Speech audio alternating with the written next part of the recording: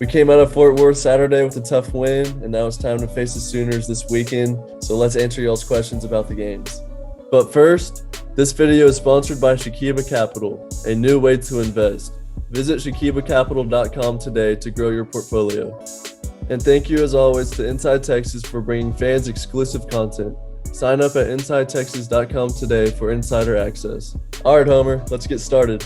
What's up, y'all? Texas Homer here, and let's start with the TCU game. We got the W, but we were limited in the passing attack. So, as a quarterback, what do you think TCU did well to limit our passing attack, and what does Gary Patterson's defense do consistently each year to slow us down in the pass? They're really good at what they do. They don't do a whole lot, but they're where they're supposed to be when they're supposed to be there, and they don't make a lot of mistakes. So there's no really gimmies. You have to work for every play and every pass, and I think that's what makes TCU's defense so special. And Gary Patterson's such a good coach. He has his guys really prepared, and they're always ready to play. So TCU teams have always competed above their talent ceiling, and that's a sign of strong coaching. So, what is the trick to sneaking completions on them when they are solid in their assignments? yeah, I think well with going on TCU, that they're where they're supposed to be when they're supposed to be there, and they don't make a lot of mistakes. So I think that's what makes it difficult. And then I think a lot of easy completions and where you can steal some is by doing motions and shifts and that sort of thing to get the defense confused and have them communicate and one of them bust or maybe be in the wrong spot so you can get an easy quick completion. So those are always easier for the quarterback, but obviously it's good to know where the defenders are, and I think that has to do with preparation and how you prepare and watch film. And there's going to be bust, and you just have to take advantage of it. Yeah, we just have to maximize whenever we get the shot, especially on Saturday. And we're still struggling to hit the deep ball, and that's been the case all season. So Jeremiah Powell asks, how is Sark trying to hone you and Casey's deep passing skills from week to week? And then on top of that, how does that marry up with, syncing with the wide receiver group?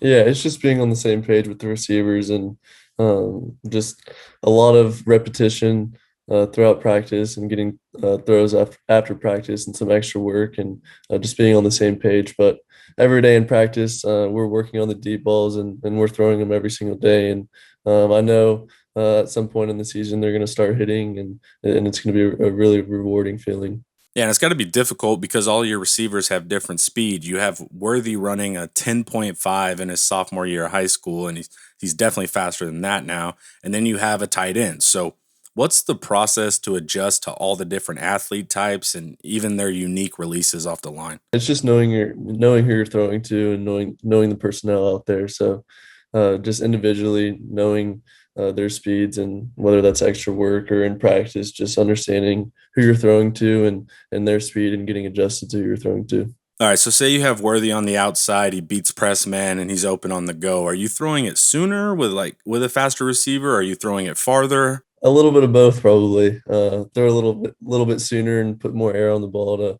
to let him go and run under it. But it's a little bit of both for sure. And due to the passing struggles, we decided to lean on Bijan, and that turns out to be a good decision as usual. So you're his teammate. You see him day in and day out. What makes him special? What physical skills do you see? And also off the field side that helps him. And I know his family's incredible. They were all at the TCU game in their Bijan shirts, and they just seem like a kind of a happy, positive group. So you can see who he comes from. Yeah, off the field, you would have no idea he's the type of player he is. Just the way he carries himself, he's super humble, very nice guy to everyone.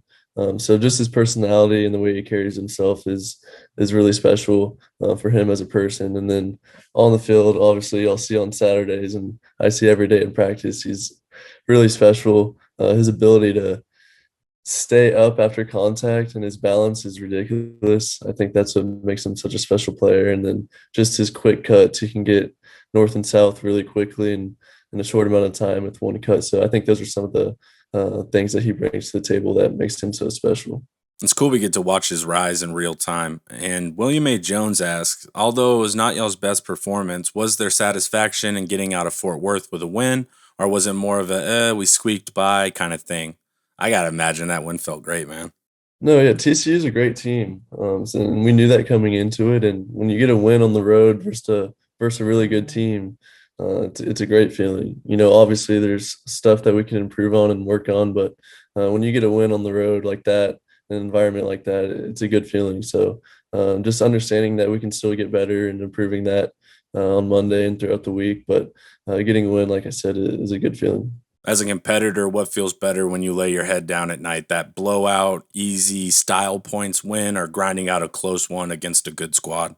Yeah, I think as a competitor and while you play the game of football, it's for those tight games and those really good football games. I think those are the ones you remember most, especially in the future looking back. So I think those games when you pull those out um, are really special. But obviously, again, a win's a win, and no matter how you win, it's a good feeling. So, I mean, whether you beat a team by 20, 30, or it's really close, it's both good feelings, but having a close one is sits a little tighter for you.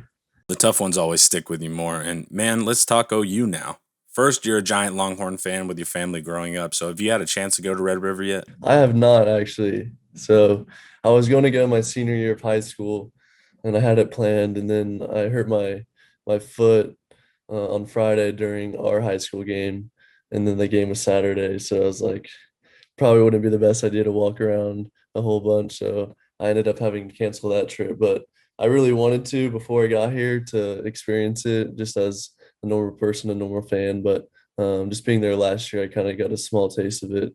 But I'm sure this year will be a whole lot different without COVID. Yeah, I always forget you missed everything at full steam because of COVID.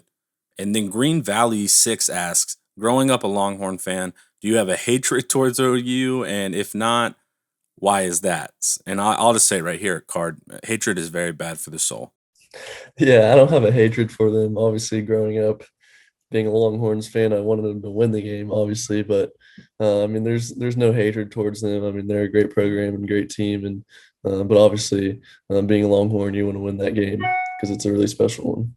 The funny part is we're rivals, but we're also each other's best business partners. Like we do numbers together. And then David wanted to know what's the team's attitude feeling like as y'all get ready for the rivalry game this week? And I'll add on, where's the balance between Sark's mantra of the only opponent is yourself, but also this being a special game for us? Yeah, I think going into a game like this, there can be a lot of distractions. There's college game day is going to be there. We're in the top 25, whatever the case may be. There can be a lot of distractions. So just quieting all of those and just preparing day by day, just like it's a regular game, and everything will take care of itself if you do that. So just trying to limit those distractions and just really tune in and focus on the team and how we can play well on Saturday. And this is your second go around for Red River and now under a new staff. So Jeremy Aubert asks, are there any major differences between how the previous coaching staff and the current staff has approached the rivalry week? Yeah, that's a tough question. I think both of them handle it in their own ways uniquely, but obviously they handle it really similar too. This staff is just trying to treat it like a normal game. Obviously there's going to be a little bit more enthusiasm towards it because we know what's coming and we know who we're playing, obviously, but just trying to limit those distractions as much as you can and just treat it like a normal game and just to prepare really good throughout the week and things will take care of itself. So just trying to limit those distractions is something that this staff has really put in our heads. Also, win or lose, do you go to the fair after? Like, I imagine it'd be fun after the win, but otherwise, you're just eating corn dogs, like kind of sad. I don't know. I don't know that answer. I think we're coming back right after the game, though. I'm Okay. not completely sure, but Okay. I'm assuming so. And actually, being a player on the field, does the game in game, does it feel more intense? Is there more roughhousing, trash talk, all that? Yeah, I think obviously when we're playing each other, there's emotion, especially in this game. But I think a key point is just to not get emotional and let those emotions interfere how you play or distract you from the call that you get or whatever the case may be. So it's channeling those emotions in the right way is what I think is really important and going into games like this. But obviously we know it's at stake and we know uh, that this rivalry is a big one. So just being able to manage your emotions is critical, though. I actually think Max Kellerman said this, but he was talking about golf and how if you get mad and try to play golf harder, it doesn't make you play better. So I was wondering, is it like that for quarterbacks if you're quote unquote trying on this throw versus kind of being in that flow state? Yeah, I think so. I think when you kind of put one moment way bigger than another when it's just a typical normal throw that you do every day in practice. I don't think it's really going to benefit you much. Obviously being locked in and being focused on every play is critical, but not making anything too big. It's a game we've been playing for years, so just trusting that and trusting our scheme and our system and how we prepare, I think will really help us play good in games like this. Is it like basketball where once it leaves your fingertip, you know it's money, or do you have to wait a bit and see if it's going to connect? I think you kind of know. I guess some maybe you have to wait a little longer than others, depending on how far down the field they are. But when it comes out of your hand, if it's going to be a good throw or not. I mean, how you practice and how you throw, you just kind of feel yourself at a certain point and kind of know. And I posted my breakdown, but I was wondering it from your perspective after you dove into the OU defensive tape, what aspect of the Oklahoma defense sticks out to you? Yeah, I think they play really hard.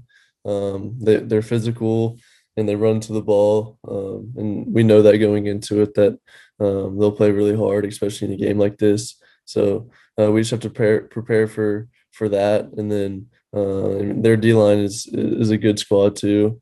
They're good at rushing the passer, and then they got good DBs and linebackers as well. So we're gonna have to go in there and play the best to our ability, and they're a good squad, so it should be a fun one. And then there was this interesting interaction between fans, and they were discussing the importance of the quarterback or the backup quarterback spot and its uniqueness.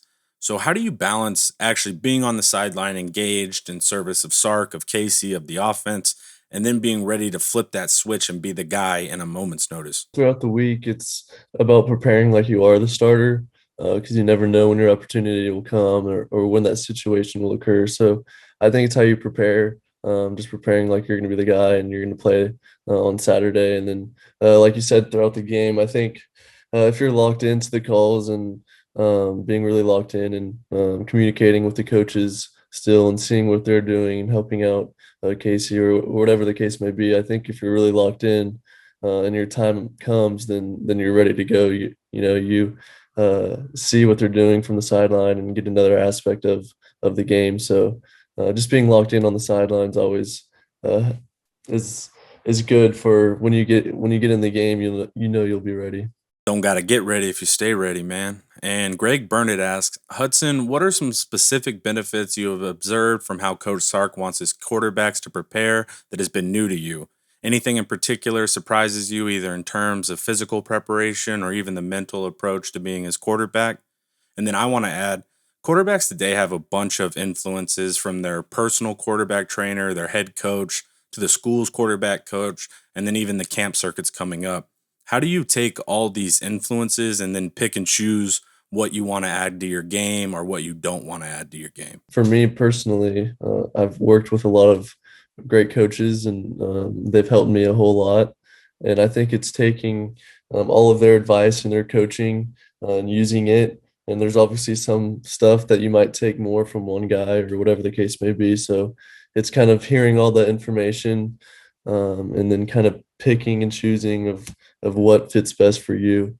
But I think Coach Sark is one of the best to do it and to prepare a quarterback. He's really good in that aspect, and he puts us in the best situation to succeed on play calling. So it's just throughout the week, just understanding what calls may come up at a certain time, what checks are going to go with what plays, and just owning the game plan is really important because it makes you play one step ahead because you already kind of know what's going on and what's coming. So that's kind of eliminated before it gets called, and you can be one step ahead. So I think that's something that he brings to the table that's critical and helps a lot.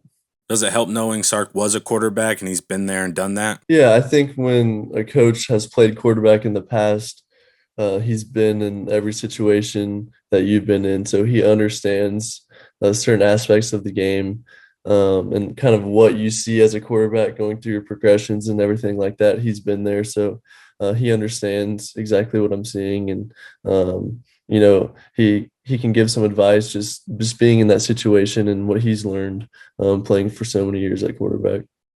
You've got a solid group of quarterback whisperers around you, man. And that's a wrap for me. We're all out of questions, so I'm going to head out, Hudson. I'll be up there Saturday. Good luck to you and to the squad. Later. See you next week, Homer. Thanks for watching, and make sure you comment down below if you want your questions answered for next week's video. If you haven't already, make sure to sign up at InsideTexas.com today for more exclusive content. About to finish up this Oklahoma prep, so we'll see y'all Saturday.